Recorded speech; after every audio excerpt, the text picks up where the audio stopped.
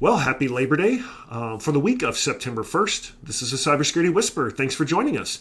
We're going to dive in and start with something that I think was very interesting, that the digital wallet apps, I think that most of us have come to love and to use all the time.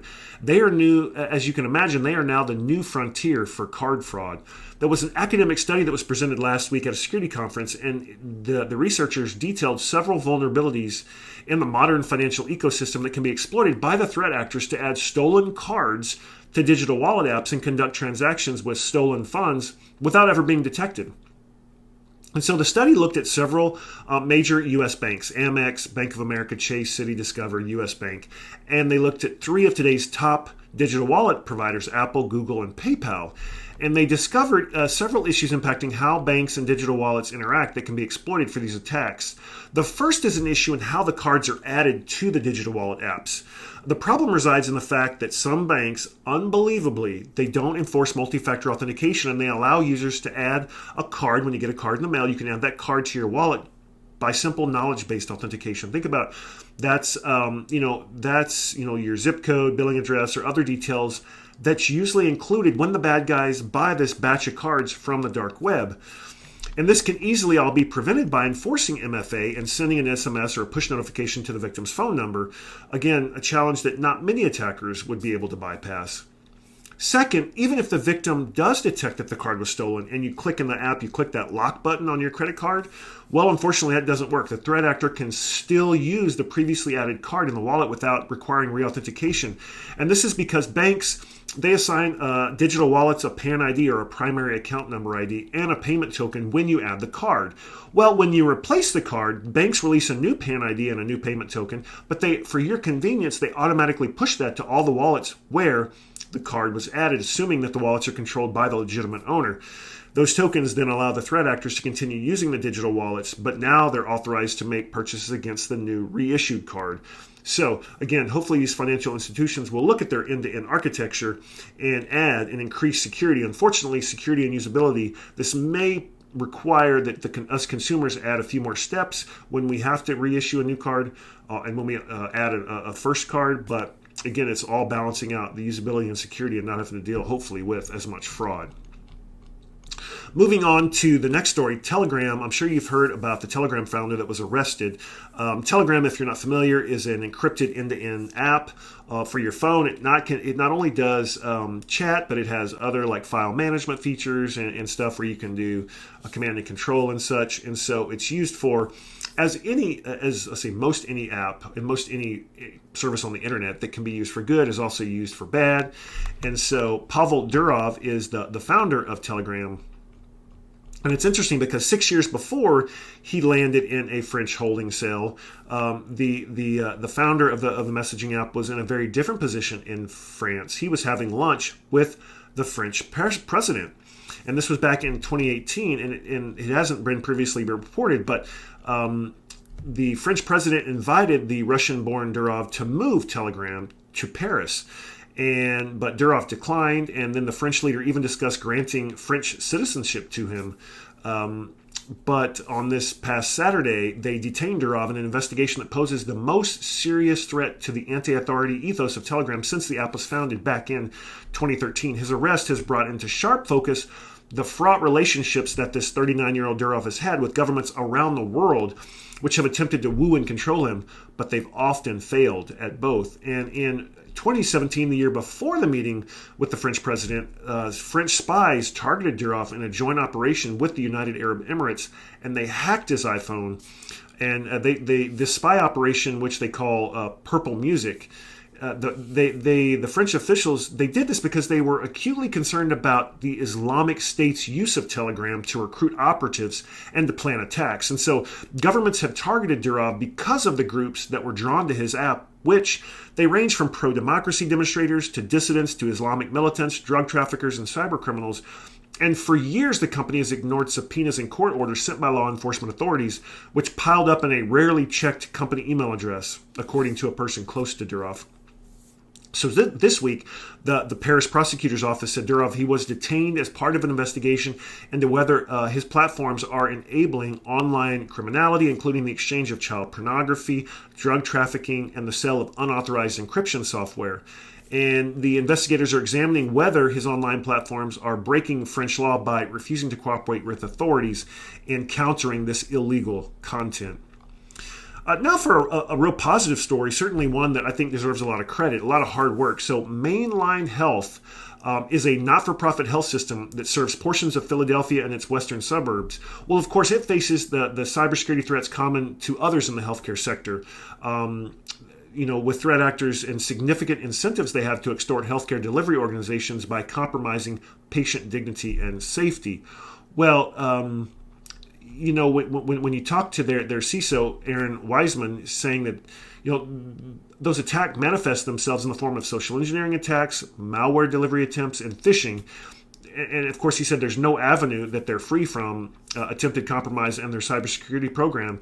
He said it's really designed to address all of these, but the threats can be seen on every level of the IT infrastructure and the organization as a whole. They're exposed to attacks in every conceivable vector, from brute force network attacks to supply chain based vendor attacks to individual staff, of course, being targeted and attacked through phishing. And so to help improve its defenses, this Mainline Health has spent the last 4 years completely reimagining its approach to information security, which has resulted in a programmatic rebuild from the ground up.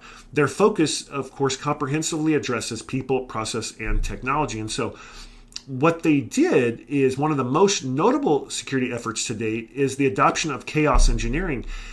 If you're not familiar, that's the practice of intentionally injecting weaknesses into a system to test its resilience, with the ultimate goal of identifying potential failure points and fixing them before they cause a disruption. So he says they've challenged their staff to be prepared for adversity and digital downtime so they can provide the same level of patient care, and digital supported patient care under analog conditions.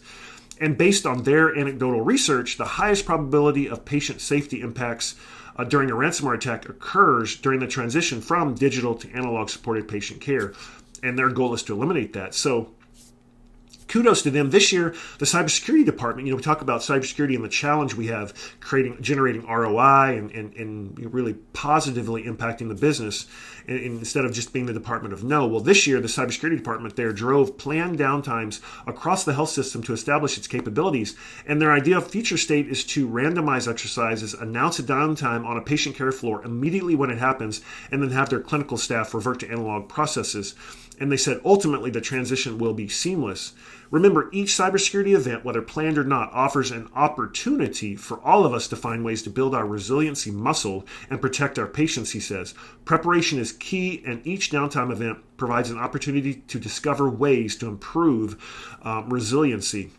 And with one of the areas his team really focused on is finding those cyber risk blind spots. So again, very encouraging and something that we could all consider regardless of kind of the line of the industry or the line of business we're in. We chatted a few weeks ago about the North Korean spy that KnowBe4 hired and some others, and a couple of different laptop farms that folks that have been arrested in different states, including Tennessee, for kind of housing these laptops in their apartments or their homes and allowing the North Koreans to remote into them and work for these companies.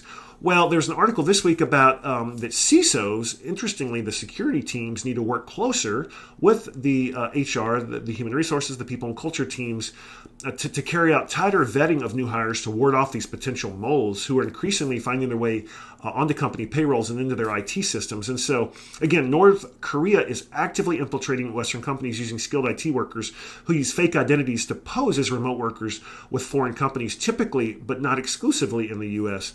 And these North Koreans, they use fake identities, often stolen from real U.S. citizens, to apply for these only freelance contract or fully remote positions. And the schemes are part of their illicit revenue generation efforts by the North Korean regime, which faces financial sanctions over its nuclear weapons program, as well as a component of the country's cyber espionage activities. And so, detection can certainly be challenging. Using chatbots, potential hires they're perfectly tailoring their resumes, and they're further leveraging AI, created deepfakes to pose as real people. And it's interesting that these North Korean IT workers, they're trying to get jobs either for financial reason, to fund the state's weapons programs, or for cyber espionage. And in some cases, they may try to get jobs at tech companies in order to steal their intellectual property before using it to create their own knockoff technologies. I mean, again, these are real people with real skills in software development, and it's not very easy to detect them. And so here are some suggestions for potential process improvements you can implement. Well, first, conduct live video chats with the prospective remote work applicants and ask them about their work projects. Look for any career inconsistencies in their resumes. Check references. Actually call the reference to confirm, any email reference. Confirm their actual residence address. You need to make sure you review and strengthen your access control and authentication processes, and you monitor any equipment that you might ship out to them for piggybacking remote access. And you've got to continue, if you're not already doing it, post-hire checks. You need to be very wary of sophisticated use of VPNs or virtual machines for accessing your company's systems. Use of VoIP numbers, lack of a digital footprint for provided contact information. There are other red flags. And so, they were talking to another company that uses a multi-step process for trying to verify if a background looks too good to be true, meaning if the person is stealing someone else's profile and claiming it as their own or simply lying about their current location. They said you can first check if the candidate has provided a LinkedIn profile that you can review against their current resume. And if they can find that profile and if it doesn't match the resume, or, say, for example, the resume says New York City, but the LinkedIn profile says Poland. We know it's a fake resume. Or if it's the same, did the person just create a LinkedIn profile recently and they have no connections or followers? Again, checking if the applicant's phone number is valid, and just do a simple Google search on them. These are all ways that we can help combat this issue. Always fun and exciting to chat with you, and we hope that you have a great week and that you catch us next week. Thanks.